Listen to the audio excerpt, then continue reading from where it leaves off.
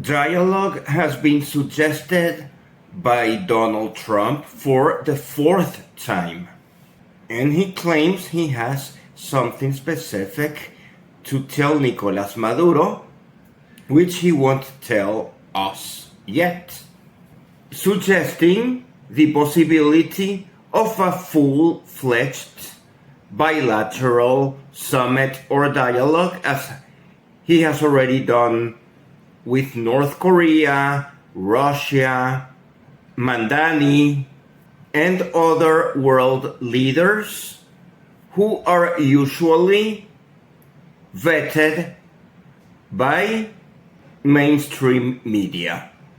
Pressure from international community for avoiding United States versus Venezuela war is increasing, and a huge amount of parliamentary Europeans have signed a joint letter requesting peace, as well as the South African foreign minister, and also President Maduro was congratulated on his birthday by Vladimir Putin of Russia, Lukashenko from Belarus, Xi Jinping from China, Daniel Ortega from Nicaragua, and Díaz-Canel from Cuba. All of them expressing explicit diplomatic and strategic support. In the case of China, the strategic association at all levels and at all times was alluded. And in the case of Russia, there is a strategic military partnership. A possible dialogue between United States and Venezuela would consider United States priorities such as speeding up deportation of illegal Venezuelan migrants who refuse to leave United States, as well as possible opening of petroleum and gas fields. Recent errands from Prime Minister of Trinidad and Tobago, Kaula Persad Besasar, in securing an OFAC license for Dragon Field suggest that United States is indeed interested in development of gas and petroleum Venezuelan resources. However, we would need to dialogue with them and appropriate Venezuelan expectations for such trade, as payment through barter due to stringent sanctions is unacceptable on our side. And main Venezuelan expectation, of course, is to remove the military fleet of the United States out of the Caribbean, as it threatens our zone of peace, pending future security agreements between Caribbean and Latin American nations, as the ancient motto of a zone of peace will need to be regionally revised to include defense and security measures to guarantee such peace. There have been two major developments in the last few days regarding the Russian petroleum ship that was intercepted by United States naval fleet.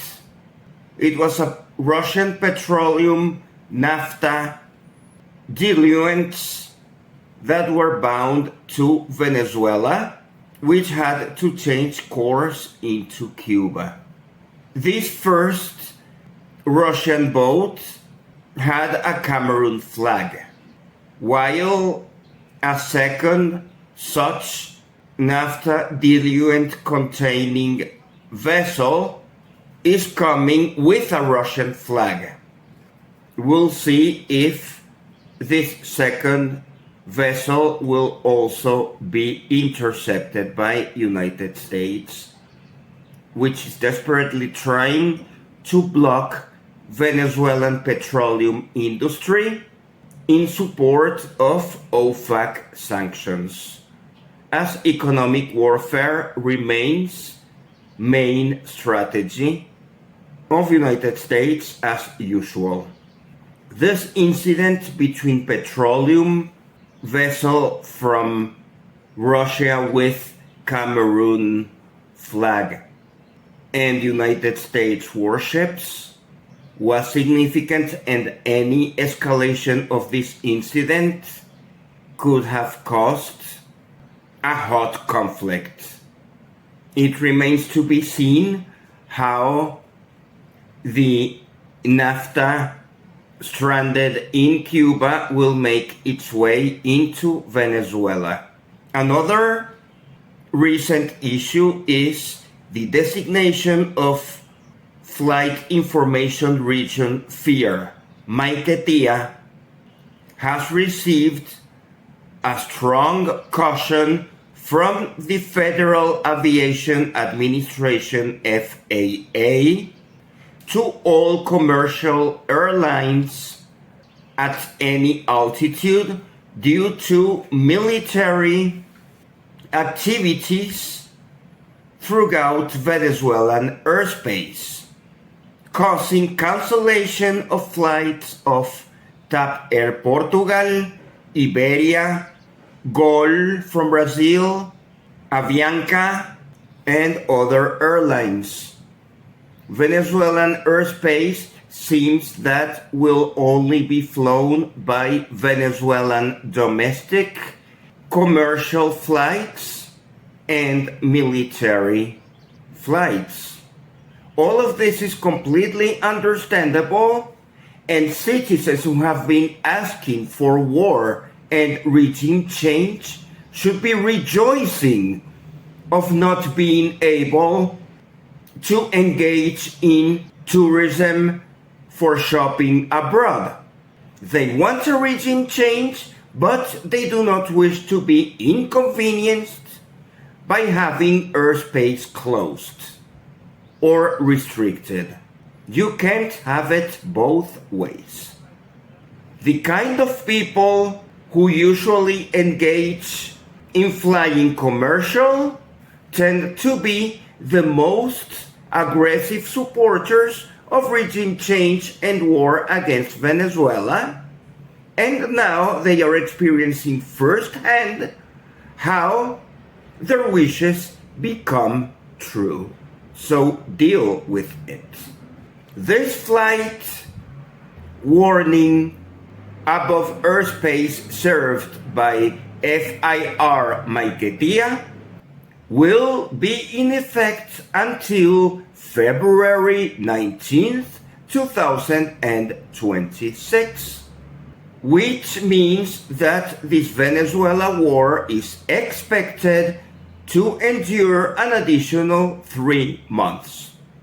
This designation of FIR Maiquetía as a zone with a lot of military traffic sounds like a victory for Venezuelan air forces and air defense missiles and drones and military preparations.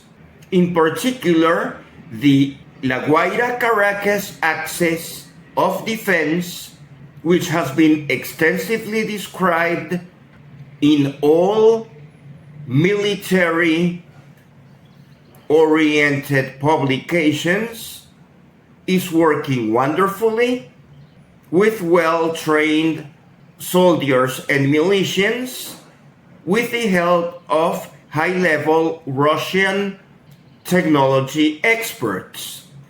Every time the United States sends recognition flights into the borderline of Venezuelan airspace and they take notice of what our defense capabilities are, they return with significantly harmful information that makes United States military hesitant to place boots on the ground. This restriction to FIR Maiquetía, as warned by Federal Aviation Administration, means that the Venezuelan military is well prepared and a significant air combat may occur on Venezuelan airspace during the next 3 months with unclear outcome and significant usage of metallic projectiles or vectors. If the threat of Venezuelan flying vectors was not significant, the FAA restriction would not be needed so harshly.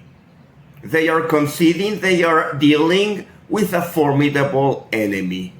Venezuela was supposed to be an easy target, and it is clear that Russian interests, Chinese interests, Iranian interests are strong, and they will not leave the country aside. This siege to Venezuela started in August.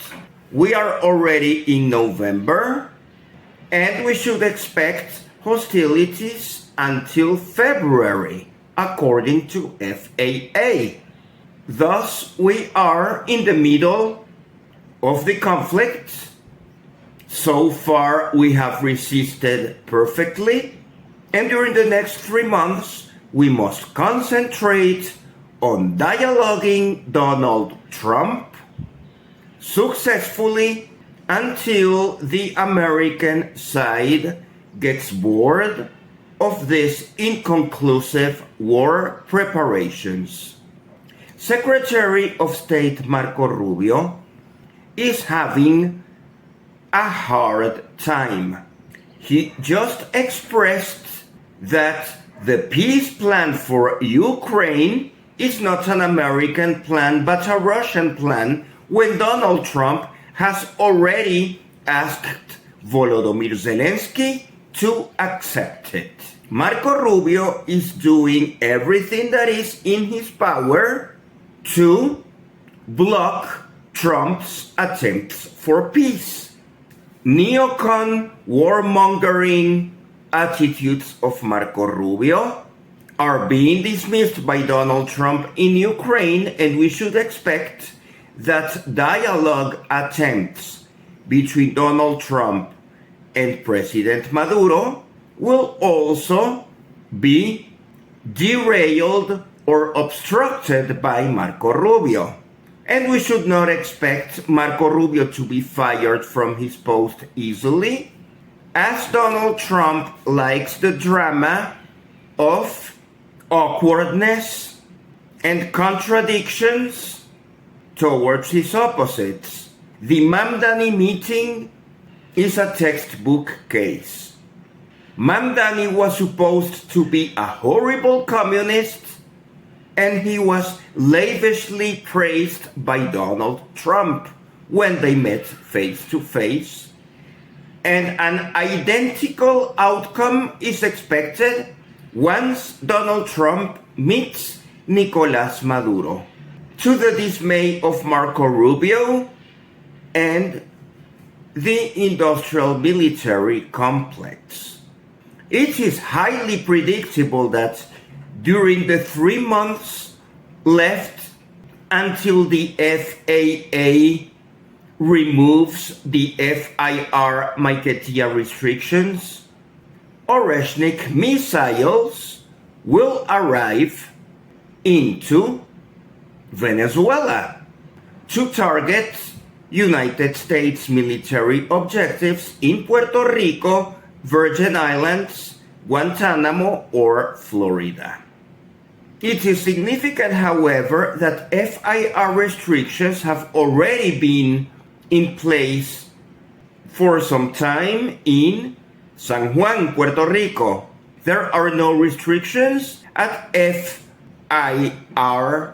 Piarco, Port of Spain, while FIR Curaçao is likely to present some restriction as well due to its proximity to the flight routes between Caracas and Maracaibo, both in FIR Maiquetía. Prime Minister Kamla Persad-Bissessar has conceded too little, too late. However, it is appreciated that she is taking similar steps as the President of Panama. We now have confirmation that neither Panama nor Trinidad and Tobago will use their territory for United States invasion into Venezuela. Military exercises of the United States in Trinidad and Tobago are scheduled to have finished yesterday. Within the next few days, we should monitor if military activity in Trinidad and Tobago decreases, which sounds like a welcome possibility to exhausted Trinidadians and Tobagoans who have seen their country absolutely militarized and their traditional and social media continue showing utter fear and opposition to warmongering activities from the Prime Minister Kamla Persad-Bissessar's government. Regime change sounds out of the question, and most retired military voices from the United States continue listing a number of warnings of possible casualties of American troops should Donald Trump order attacks into the sovereignty of Venezuela. Venezuelan military has behaved absolutely wonderfully. I am extremely proud of my country. I am extremely proud of the military services that ordinary Venezuelans are enjoying for protection of our sovereignty. New multipolar world is being born as we speak. And strategically, there is a suggestion from President Maduro for students across Venezuela and the United States to begin communications, which is very easy to do through social media. Educational programs in the United States tend to be favorable to study abroad and multicultural exchanges. Educational systems in the United States tend to be ideologically opposed to everything the Trump administration is doing. So it is likely that this educational proposal from Nicolás Maduro will be well received by several educational institutions in the United States. And success will be guaranteed as the average American until last year had no idea on where Venezuela was in the map, and now everyone talks about it. It's a fashionable topic. And of course, among all these challenges, we should take advantage of positive opportunities arising from this balance of power shift situation.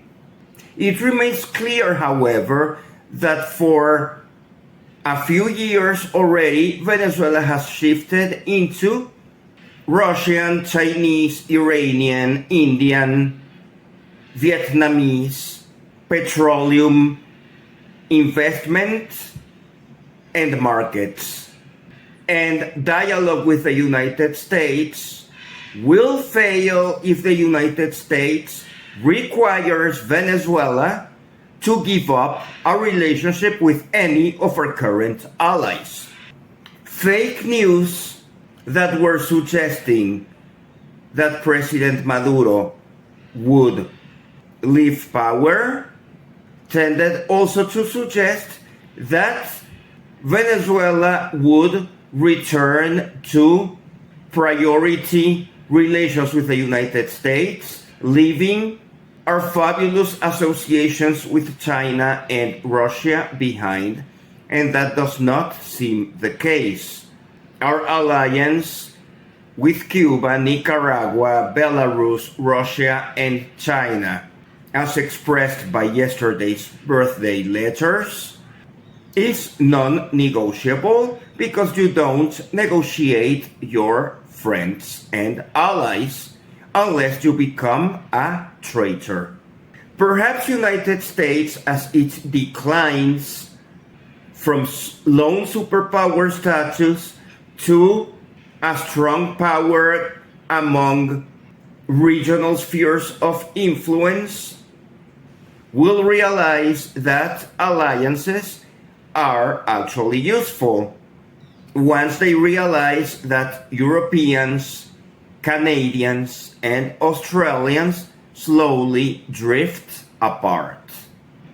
Morale in Venezuela is high, as with limited means we have been able to resist so far, and we are actually planning on a strategy for peace and dialogue, while United States is being pressured by their warmongers to start conflict immediately. They have shifted the timing of attacks into Venezuela, according to their extremist media, to the beginning of December. However, in October, they said that conflict would start in November. The more they shift the initial strike date, the more time Venezuelan military has to fortify even more our defenses.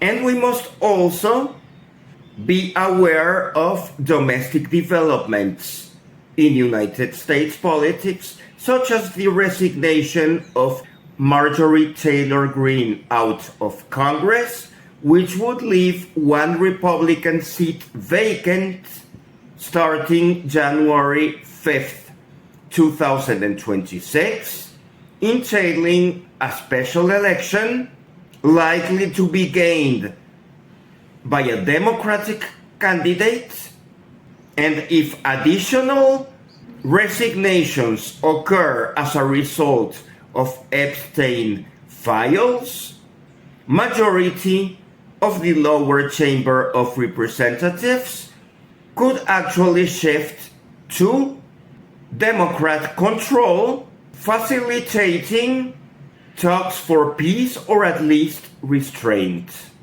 We must, however, be vigilant as the Democratic Party, while not as explicitly geared toward war, they are not pacifist either.